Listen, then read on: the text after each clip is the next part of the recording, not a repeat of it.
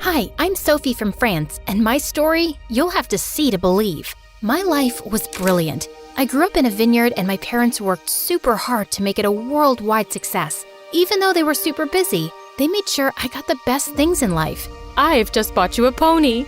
You can take him out on rides around the property. Do you want to get a puppy too? We were super rich, but I didn't care about that. I was homeschooled to take over the family business, but I spent most of my time going on adventures with my best friend Luke. He was the son of our surveyor, Mr. Durand, and a major scaredy cat, but he never said no to my crazy plans, even when they landed us in trouble. Come on, Luke, let's go to the lake and search for sea monsters. Are you crazy? We'll catch a cold, and besides, it's against the rules. Rules schmools.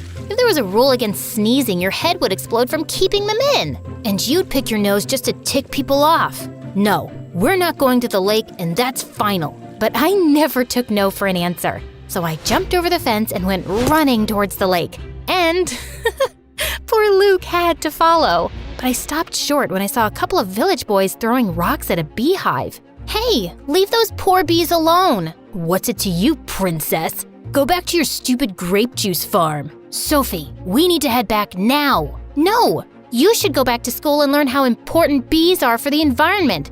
What, Luke? Those aren't bees, Sophie. They're hornets. Just then, a rock tore through the nest, and all the hornets flew out, and they were pissed. But instead of going after the village brats, they attacked Luke and me. We ran for our lives, but we got stung so much that by the time we got home, our faces resembled beach balls, and it hurt. And Luke went ballistic. I told you we shouldn't go. You never listen to me. I'm sick and tired of being your babysitter. Babysitter? The stings really mess with your head. I'm your friend. Friends listen to each other. You're not my friend. Your parents hired me to keep you out of trouble. Luke, stop it. We're honored to serve in any capacity. You might be, but I'm not. She's a reckless maniac. I'm sick of getting hurt because of her. I quit. Mom, what's going on? Sweetie, you're an adventurer, and we didn't want to hold you back. And Luke was the perfect balance to your hyper-personality. So,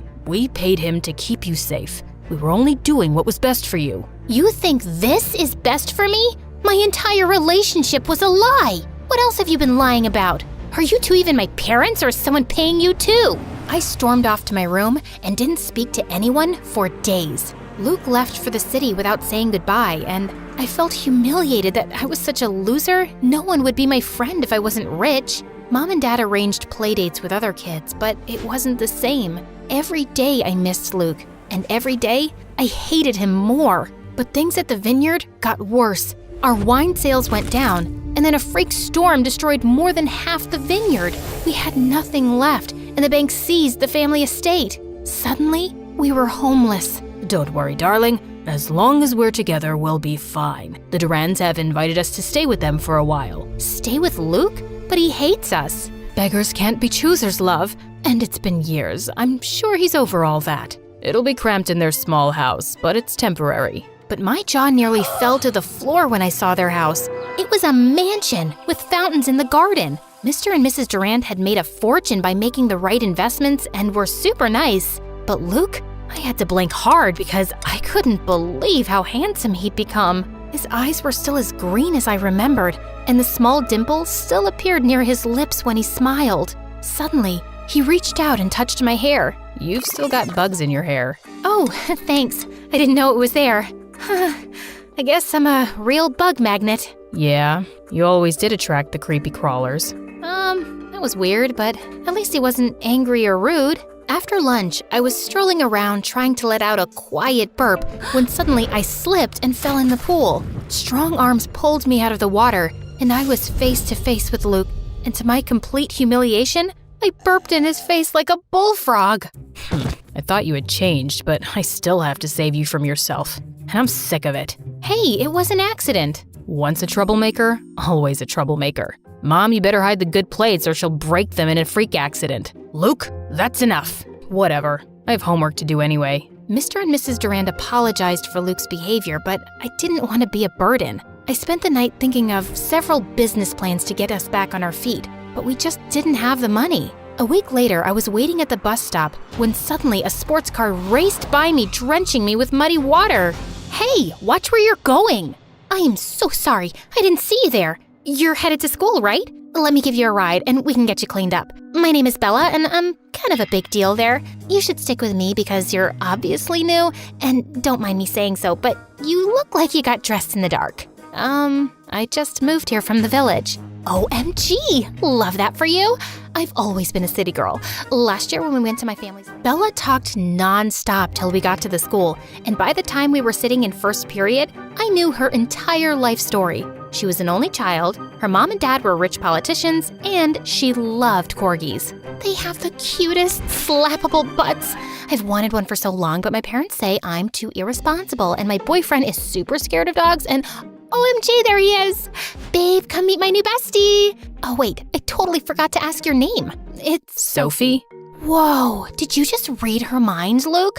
I didn't know you had super normal powers. No, I know her. She's the family friend I told you about. The reckless one. Even turtles look reckless to a chicken like you. Guys, do you know what this means? We can be besties together! Bella was the sweetest girl imaginable. She didn't care whether I was rich or poor. She just liked me for me and took me everywhere with her, even on dates. Oh, wow, babe, this is such a cute bracelet. But you know I'm allergic to pink. But it looks so cute on you, Sophie. OMG, you should totally have it. Bella, you're crazy. Luke got this for you. I don't mind. See? Our boyfriend doesn't mind. Put it on her, Luke. Our boyfriend? What was going on? My skin tingled as his fingers touched my skin, and Luke stared into my eyes. He was oddly sweet when we weren't at home. And rather than get jealous, Bella clapped and cheered. They were the weirdest couple I'd ever met. But Bella thought I was the weird one. What do you mean you've never read Shakespeare? I was only taught things that would help me run a vineyard. Like, that is hollyroot and will help you with fevers. And that thing you're taking a selfie with is poison ivy. Yikes! Hey, you should make TikToks. OMG, this is the best idea I've ever had. We can go on nature walks, and you can talk about what's poisonous and what isn't. Incredibly, Bella's idea was a hit. I went viral, and people in school started calling me Nature Girl. I even started getting sponsors, and one day, my fans challenged me to participate in Mr. Beast's Squid Game. The contest was tough, and as expected, many people joined the fight. I did my best to win the game, but I lost during the tug of war. Still, it was the best adventure I had ever done. I made tons of new friends as well. Not to mention, seeing Mr. Beast personally is the coolest. My heart jumped when I saw him heading my way. Hi there. Thank you for joining our version of Squid Game. You were great. Thank you, Mr. Beast. We all had a blast, even though we lost. Just being part of your content alone is an experience of a lifetime. Well, making people happy is what my content is all about. I'm glad you had fun. I really did, and it's been quite a long while since I had fun like this. Really? Why is that? Well, sometimes life could get rough all of a sudden. Things happen without warning. That is so true, but no matter what, never stop walking the road to happiness. Never forget the quote, "A journey of 1,000 miles begins with a single step." I felt my eyes sting as Mr. Beast gave me a hug. And just like what Mr. Beast said, I never stopped walking the road to happiness. I kept on seeking adventure, teaching my fans about plants through TikTok.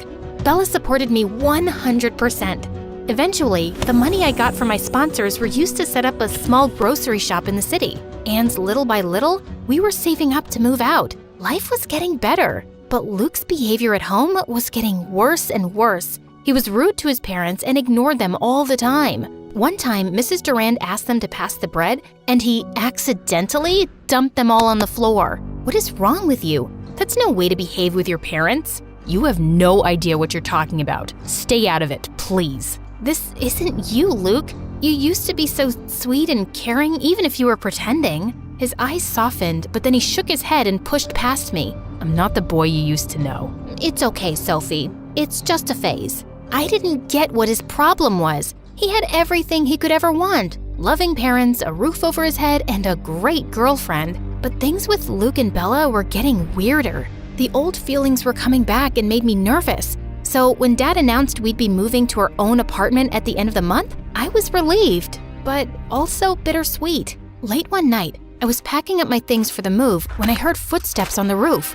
I freaked out and picked up a baseball bat to investigate. There was so much crime in the city. We never had this problem in the village. What if there was more than one burglar? But it was only Luke.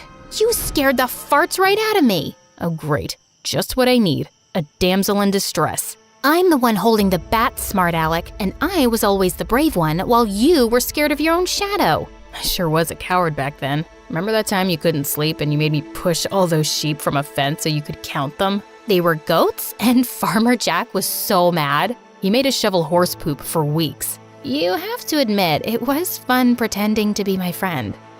I was never pretending. He looked at me like there was so much he wanted to tell me, but he couldn't. His lips were so close, and my heart beat like crazy. I wanted him to say more, but I also wanted him to shut up and kiss me. But Luke pulled away suddenly, looking angry. Forget it. You won't understand. Had I almost kissed my best friend's boyfriend? What was wrong with me? It was a good thing we were moving out in a few days anyway. On our last day in the house, Mr. and Mrs. Durand held a farewell party for us. They invited all their friends, including Bella and her parents, and held a mini promotion of our little grocery store and even showed my videos on a big screen. Luke looked handsome in a suit, but I had to look away. I still felt guilty about the other night and confused by his hot and cold attitude. But suddenly, he was standing right in front of me. Hey, wanna dance? I shouldn't. Why? Do you think you'll trip and fall? No. Then come on. He whirled me onto the dance floor, and I felt like I was dancing on air.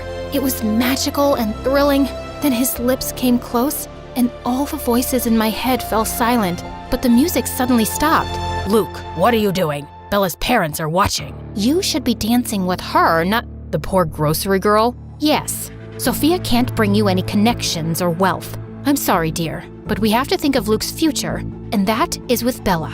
I was so shocked my mouth fell open. My parents were furious. Is this how you feel about us? Why did you invite us to stay with you? Why throw us this party? Because they want to rub in your faces how rich they are now. They always envied you, and they didn't throw you this party. Bella and I did. It was all Luke's idea. He's been planning this party for weeks. I just helped with the decorations. Suddenly, all the guests left saying they were disgusted, and Mr. and Mrs. Durand looked panicked. What's going on? I'm so confused. Let me explain. When we were kids, I loved being your friend. You were awesome and brave, but my parents wanted to cash in on that friendship and started charging your parents for protection services. I hated it. We did it for you, son, so you could have everything rich kids had. I never wanted any of that. And even here in the city, you insisted I date rich girls so you can make connections with their parents. You two have always used me for your own gain, and I'm sick of it. And look what it got you. You have luxury cars, you live in a mansion. But I can't be with the girl I love. I thought you two were in love. I'm a cheerleader and he's a jock. We had to date. It's like in the Bible or something. But we were never in love. And when I saw how much you two loved each other, you knew? Always. Why do you think I kept leaving you two alone when we hung out? You two are super cute together. Can you ever forgive me for being such a jerk and not getting in touch sooner? I thought you hated me. I did, but only because I missed you so much. I'm never gonna leave you now. Me either. Best friends? The bestest. And he kissed me, and it was everything I'd imagined.